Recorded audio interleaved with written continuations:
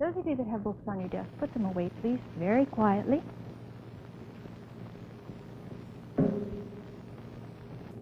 We have a special visitor to our classroom this morning. Corporal Campbell has come with a very special message that's going to teach us an important lesson. Good morning, Corporal Campbell. Good morning, Mrs. Wolf, and good morning, boys and girls. Good morning, Corporal Campbell. This morning, we're going to talk about a safety rule. And it could very well be the most important safety rule that you'll ever learn. I'm not going to ask you to remember a lot of safety rules, just one. But it could be the most important thing you ever learn in your life. Does anybody know these people? A good-looking couple.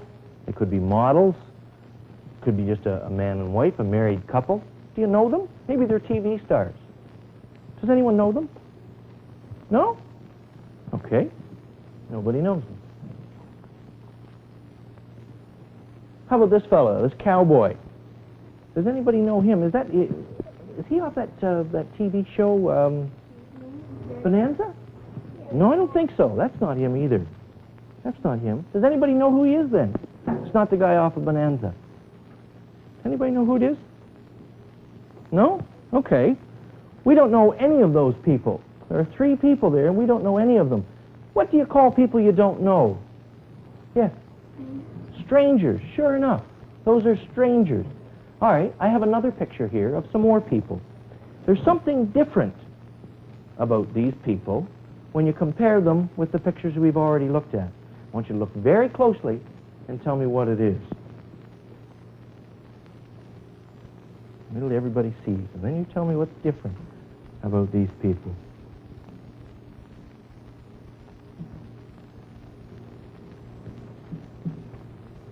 Okay, does anybody see the difference?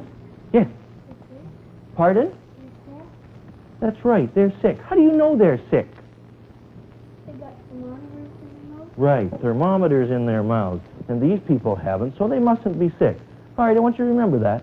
These people are sick, and you can tell because you can see them. These people are not sick. What's this? What's this? Lion? Sure, it's a lion. Is he a very fierce-looking lion? Is he? Is he? No, look, he's almost smiling, isn't he? He's not a fierce-looking lion at all. Could he be? Even though he doesn't look fierce, could he be mean? Could he be a fierce lion? Yeah. Yeah, he could. He'd eat you for breakfast, couldn't he? Just gobble you right up. Sure enough. Well, think about that. That lion doesn't look sick. And he doesn't look mean. But he could be.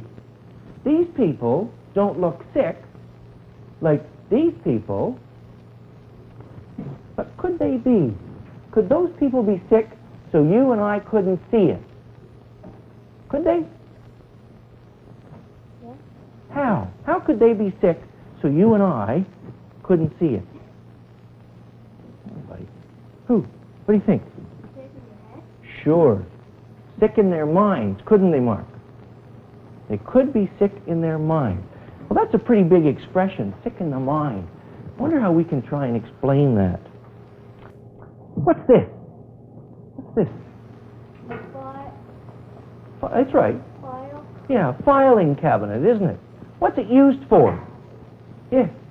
Put, names of people and stuff in it. Okay, to put files in and names. How do you put them in? Alphabetical order. Sure, alphabetical order. Why do we do it that way? Why do we do it? So it's easier to find it. Pardon me? So it's easier to find That's it. right, it's easier to find. What's your name? Yes, sir. Greg Smith. If we wanted to find Greg Smith's file in here, if it was in the principal's office, we could reach in to the S's. And there's Greg Smith's file. We say, woo, Greg, your math. Better do something about that. And put it back in. And what's your name? Nancy Fletcher. If we wanted to find Nancy Fletcher's file, we'd go to the F's and pick out Nancy Fletcher. Congratulations, Nancy. I think you're going to pass this year. We could find it very easily. If I took that drawer right out and dumped everything on the floor, would the same information that was in the drawer now be on the floor? Would all the same information be there? Yes. Okay. Could I find Greg or Nancy's file as easily? No. Why not? Why not? Because it's in a mess.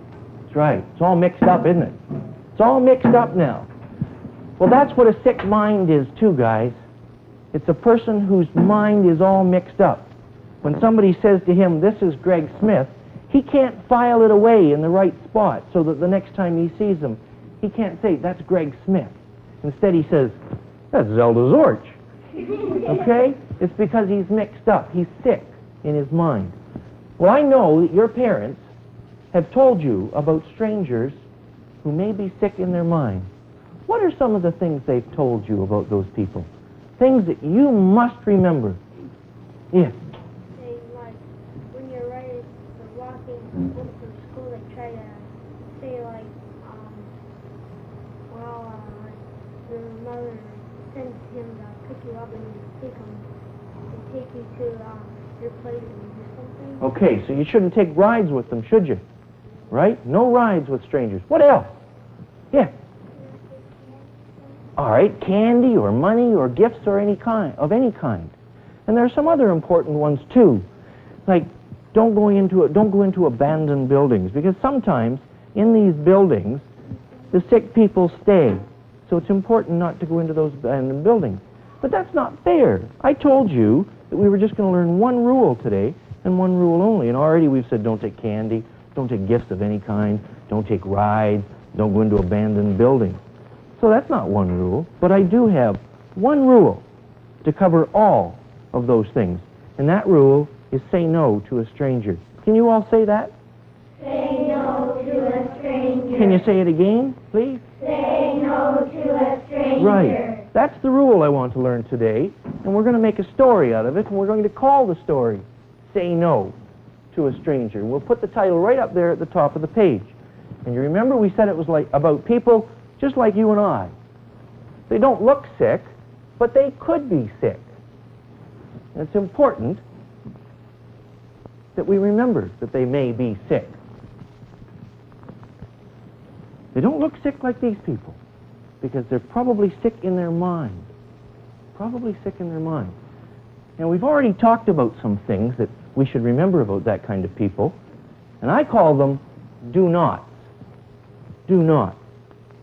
So I'm going to show you some pictures now about those do nots, and I want you to tell me what do not that picture represents. Okay? This is the first one. Let's see if you can tell me what it represents. What does that represent? All right. You should never go into abandoned buildings. I know an instance once where a little girl did go into an abandoned building, and she experienced some problem as a result of that.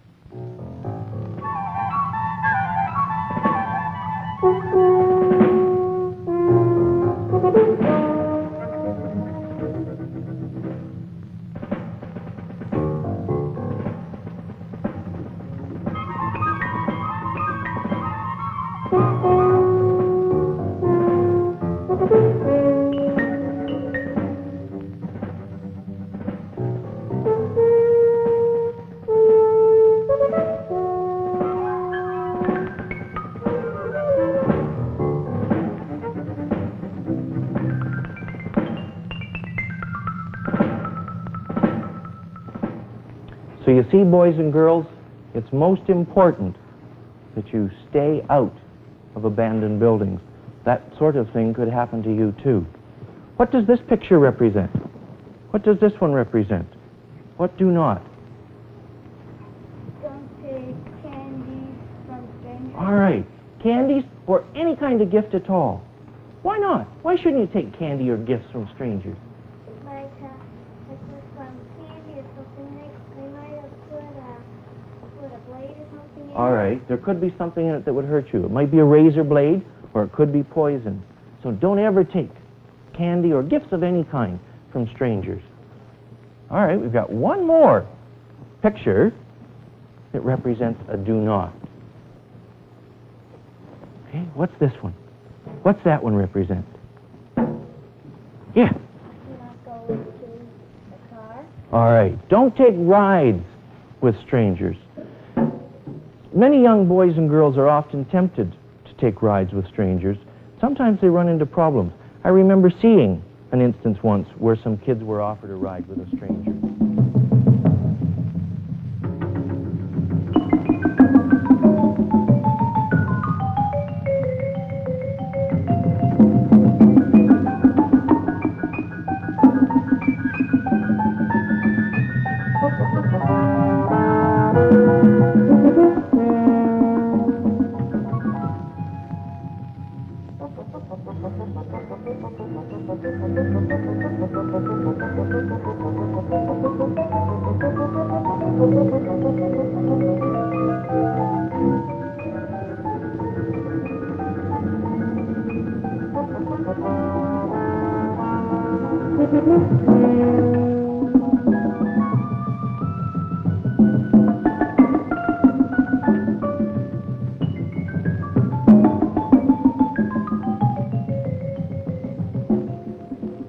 What did the little boy do in that picture?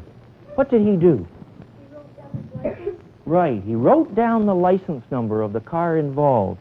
And that's something for you to remember. Copy the license number if you can, if the man takes off. If he stays around, then I want you to take off. Okay? What else could you do for me besides copy the license number if that happened? What else could you do for me, a policeman? Yes. Find out what he looks like. All right, what he looks like. Now, you guys, I'll bet, are pretty sharp. Mrs. Wolf has been your teacher for some time now.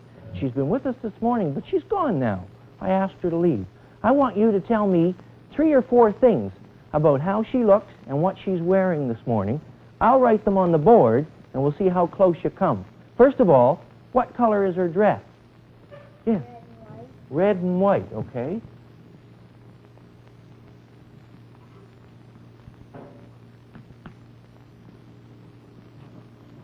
What color is her hair? Black. Okay.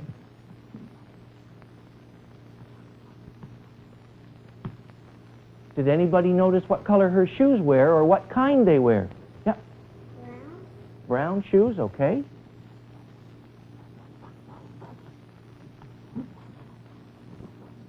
All right, that's enough for now.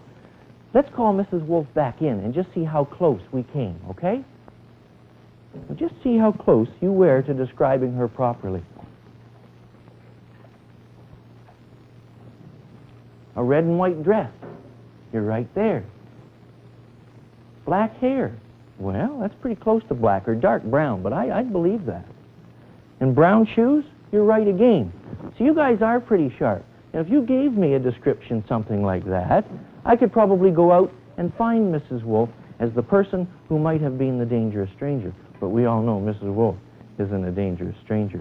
All right, let's just pretend for a minute. I want you to forget that I'm a policeman. Okay? Just ignore that blue uniform. And I'm going to be a stranger for a minute in a car. And let's see if I can just talk to somebody and see what happens. Okay? Here I go in my car. Going to have to get those brakes fixed, aren't I? Could you tell me where North Street is, please? Just down the road. I'm sorry, could you come a little bit closer to the car? I can't hear you. Just down the road. Okay, he came a little closer to the car, and the stranger's got him. What can you do now? What can you do now that he's got a hold of you, Dawn? Yell. Can you? Let me hear you yell. Help! Can you all yell? Help! Oh, louder than that. Help! One more time and loud. Help! Why do I want you to yell? Okay, why won't he if you yell? They're just scared. Right, he knows that somebody will hear you yell, and he'll take off. Now, this morning I said we were going to learn one rule. It's on the board. Can somebody tell me what it is? Say no to a stranger. Can you say it again a little louder? Say no to a stranger. Can everybody say it together? Say no to a stranger. Once more and real loud. Say no to a stranger. And again. Say no to a stranger. Okay, that's probably the most important rule that you'll ever learn in your lives, kids. I want you to remember it like you've never remembered anything before. Say no to a stranger. I'd like to thank you for coming here today and letting me teach to you. You've been a great class, and I've really enjoyed it. And Mrs. Wolf, I'd like to thank you for letting me come and teach to your class, too. Thank you, Corporal Campbell. I think we've learned a very important lesson. Boys and girls, thank you. Thank you, Corporal.